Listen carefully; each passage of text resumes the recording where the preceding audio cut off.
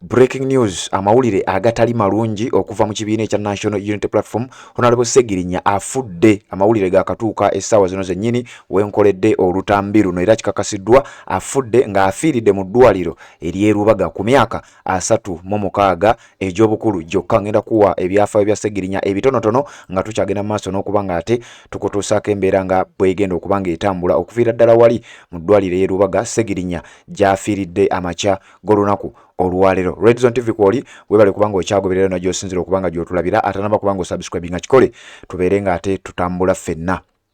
Olunaku olwajjo nabadde naakakuwa amawulire nga Segirinya Muhammad bamugobye mu kizimbe okwabadde ofiisi ye. Amawulire ago era ye video gye nasembyeyo okukola wano ku mukutu ogwa Red Zone TV. Kakati tukedde ku makya olunaku olwalero ate amawulire ne gajja agatali malungi yadde eddakiika n'emu ng'omubaka Honorable Segirinya Muhammad eyatwaliddwa jjukira mabegakaawo nakutegeezezza nti Segirinya Muhammad bamwadimiitinze bamututte mu ddwaliro e Rubaga ng'embeera si nnungi yadde eddakiika n'emu.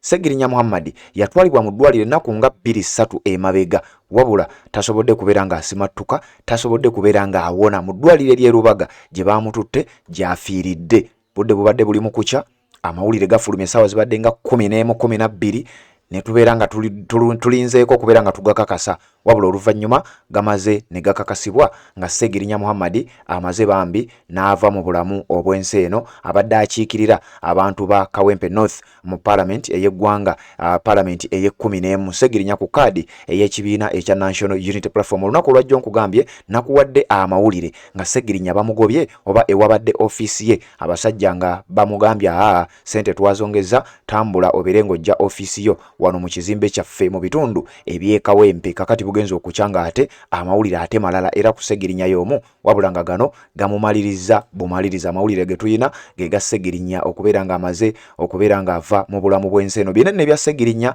byatandika bitya gwa zaatugoberera. Bw'obanga obadde otugoberera sitole ya Segirinya tuzize tugikuwa. Segirinya ebyavaako obuzibu era n'obulwadde obuyinza okuba nga bwe bugambibwa okuba nti bwe bumusse. Ennaku z'omwezi nga 3 omwezi gwali gwa mwenda omwaka gwa 2021 Segirinya nga yakamala emyezi mitono nnyo mu Parliament nga yakamala okulayira. Mu budde obwo Segirinya yali mu ggwanga erya Netherlands ng'agenze kugulira bantu b'e Kawempe ambulance nga bwe nkugambye era nga bwe nakutegeezezza nti Segirinya Muhammad y'omu ku babaka ba Parliament abatono ennyo abaali batuukirizza manifesto yaabwe mu bbanga ettono ennyo. Segirinya Muhammad mu myezi gyalinga 5 gyokka nga manifesto amaze okuba nga agikukwatako era ng'ebintu bingi amaze okuba nga abiwa abantu b'e Kawempe. Yali amaze okuba nga bawe eddwaliro Segirinya Muhammad mu myezi 5, yali amaze okuba nga bagulira ambulance etali emu mu myezi 5. Segirinya Muhammad yali agenze mu ggwanga lya Netherlands kubeera nga abagulira ambulance, nga abagulira ekimotoka ekizikiriza omuliro. Ekibaluwa gye kyamusanga Segirinya Muhammad nga bamutegeeza nti tukuyita ku poliisi ojje onnyonnyole ekigambibwa okuba nti oli omu ku abo abaatemaatema abantu ebijambiya e Masaka, wabula nga kigambibwa nti byandibanga gyali emizannyo gyali mirala, ensonga zaali ndala. Segirinya Muhammad yeekubira enduulu, yavaayo n'ayogera ebigambo bingi nnyo n'ategeeza bannange nze sitemanga ku bijambiya, ate nga buli omu asobola okukikkiriza Segirinya yali tasobola kubeera mu bintu ebyo. Kakati Segirinya byatandikireyo mpola mpola, ekyavaamu nga Segirinya mu kkomera gye yali ekigo n'ategeeza abaddukanye ekkomera nti bannange siri bulungi, nafuna obulwadde sibutegeera, ebigere bizimbye n'ebintu ebirala bifaanana bwe bityo. Segirinya Muhammad bwe yava mu kkomera yavaayo n'ategeeza nti embeera gye mbaddemu mu kkomera ebadde si nnungi yadde eddakiika n'emu. Yali akyali mu kkomera, Segirinya ne bamuddusa mu ddwaliro e Nairobi nga biwala ttaka. Baamutwala mu ddwaliro erya Aga Khan mu ggwanga erya Kenya mu kibuga Nairobi. Segirinya Muhammad ne kizuulwa era naye yennyini n'avaayo n'ategeeza ensi nti ekyamazima ekituufu kiri nti naweebwa butwa. Era mu ddwaliro erya Aga Khan e Nairobi gye baakawaŋŋamulira ne bategeeza eggwanga nti Segirinya Muhammad ekimuleetedde obuzibu n'ekimuleetedde obulwadde bwonna obumuliko we twogerera, Segirinya yavaayo n'ategeeza nti abasawo baakizuula nga Segirinya yaweebwa obutwa bwe yali mu kkomera gye yali asibiddwa ku misango egyali gigambibwa nti yali omu ku abo abaali batemyetemye abantu ebijambiya e Masaka. Kugambye ekibaluwa kyamutukako ng'ali mu ggwanga lya Netherlands ng'agenze kugula kimotoka ekizikiriza omuliro ekimanyiddwa nga fire brigade. amawulire gye gamusanga Ssegirinnya ku myezi egyali 5 nga yakamala okulayira ng'omubaka owa paalamenti. Njagala kuwa bitonotono ebikwata ku Honorable Ssegirinnya Muhammad nga tugenda mu maaso n'okuba nga tukutegeeza amawulire agatali malungi nti Ssegirinnya Muhammad amaze okubeera ng'ava mu bulamu bw'ensi eno. Ssegirinnya y'ani? Ssegirinnya Muhammad yatandika ye Ssegirinnya Ronald oluvannyuma n'asiramuka. Yazaalibwa mu mwaka gwa 1988 era osobola okubala emyaka giri awo 36 egy'obukulu. Ssegirinnya Muhammad yazaalibwa ku kyalo bakiyita Butale mu bitundu by'e Kaddugala mu district y'e Masaka. Musajja yali mukatuliki era famire ye baali basajja bakatuliki, wabula oluvannyuma Ssegirinnya Muhammad n'asiramuka. Ssegirinnya yaliko ku show emu era n'annyonnyola engeri gye yayingiramu ekibuga Kampala. Mu bijjukiro ebyo sijja kubeera nga ŋŋendayo okujjako okuwaako ebitonotono. Ssegirinnya Muhammad yagenda ku Data Mine Technical Business School n'aba ng'asoma diploma mu mawulire, n'agenda ku kye bayita Musa Bode University n'asoma Masters of Science of Service Delivery.